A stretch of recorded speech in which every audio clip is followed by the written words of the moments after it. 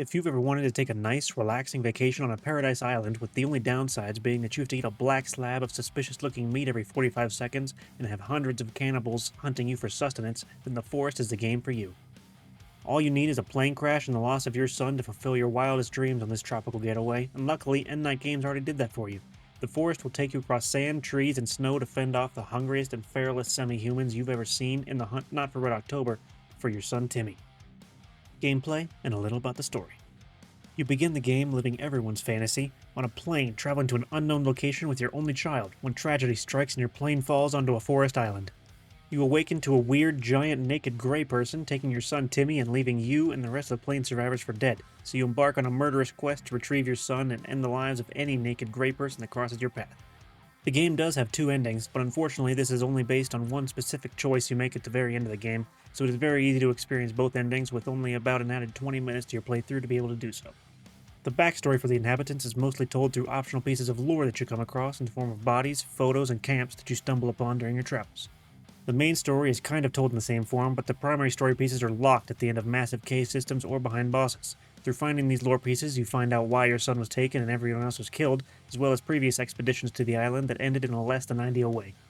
The gameplay is centered around exploration, with melee combat at the forefront and some bows and arrows and explosives sprinkled in.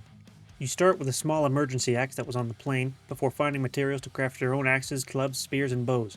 You are also able to find upgraded versions of these made of materials that you can't make yourself, such as a combat axe and compound bow, in addition to upgrading your own weapons by sticking pieces of broken glass on them, coating them in poison, or even lighting them on fire for more damage or speed.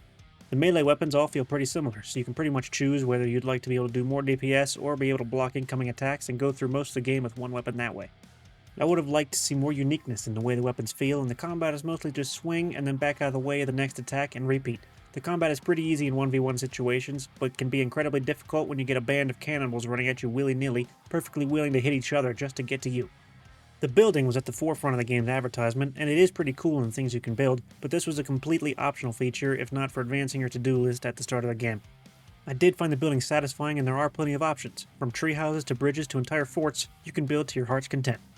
The only problem is that unlike other games where you need a base to store your belongings and protect yourself, in the forest you have the carrying capacity of an army of trolls, so you can bring everything you'll ever need and then some, and apparently your prison wallet, because your backpack is the size of a kindergartner's. I did try out the building just to see how good it was, and eventually abandoned my base completely when I realized I can build a bed on the go and never need to store anything. This may be different in multiplayer with lots of mouths to feed, but in single player it was entirely optional.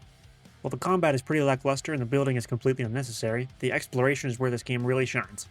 Starting off, it is very hard to get around and get your bearings, especially when you begin to starve almost as soon as you finished your previous meal. But once you find the hand-drawn map that you add to as you explore, you're able to traverse pretty quickly and find all the nooks and crannies that tell you a story. The cave system is a lot of fun, particularly with how dark the game is and your only light source being a tiny lighter that shows you the next 5 feet. This is where the horror aspect comes into play, with cannibals flying at you out of the darkness, seemingly from nowhere because they obviously have night vision, but you can see about as far as you can piss. There are quite a few jump scares to get you going, and you have no time to readjust because you have to fight the gang of naked gray people that just jumped out of the ether. One piece of the exploration that was extremely disappointing was the snow region. After reading up about this, it seems that it was added later in the game's development, but the team quickly moved to the sequel game, Sons of the Forest. This move in development shows, as the snow region takes up an enormous portion of the north side, but has nothing more than a piece of lore and a weapon that I used once and didn't pull back out again. While the rest of the forest and cave system is very well done, the snow region was a gigantic waste of time and an unfortunate missed opportunity for more animals and exploration to be had. The game is mostly non-linear as you explore and find new weapons and story bits at your leisure, but you need a couple things such as a keycard and diving equipment to reach the end of the game. The problem I encountered was that you can traverse all the way to the end and not have a piece that you need, but there's no way back out other than walking for 20 minutes to go find the card I needed.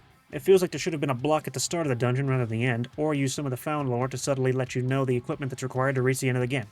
The game was entertaining enough, but I don't see a ton of replay value here. There are some things I didn't find in my 25-hour playthrough, but everything can be done in a single playthrough, and the things you can find felt more like a way to get 100% rather than a satisfying discovery that could keep you coming back to experience it again. With all the weapons feeling mostly similar, there's not much of a reason to try different builds, and there is no skill tree, so the only reason you'd come back is for the story, which was interesting, but didn't really grip me enough to want to do it a second time. Sound and music. The ambient music is not very interesting, with generally mellow tunes that only come into play every once in a while depending on the setting you choose.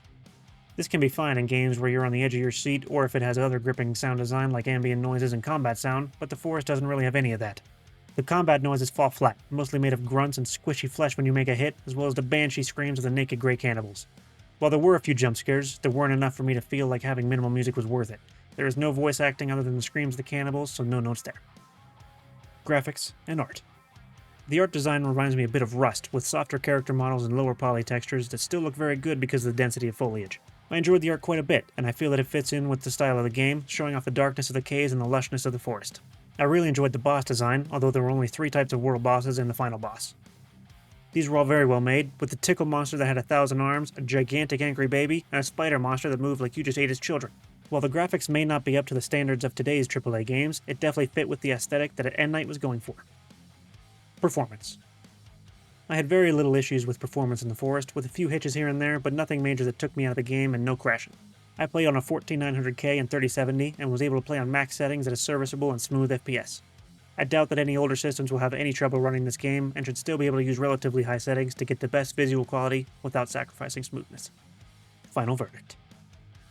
While the exploration was mostly satisfying, there are just too many major questionable design decisions along with an extremely unrewarding combat system for me to recommend this game as highly as it was recommended to me. The current $20 price point on Steam is too high for me, so I have to rate it as a buy on sale, with a fair price for me being around $5 in the present day. There is plenty of content here, with my entire game taking almost exactly 25 hours, but the content didn't feel rewarding or satisfying enough for me to say that others should spend their hard-earned currency on it. Thank you all for watching. If you liked the review, give it a like, and if you didn't, then give it a dislike. I'll see you guys next time.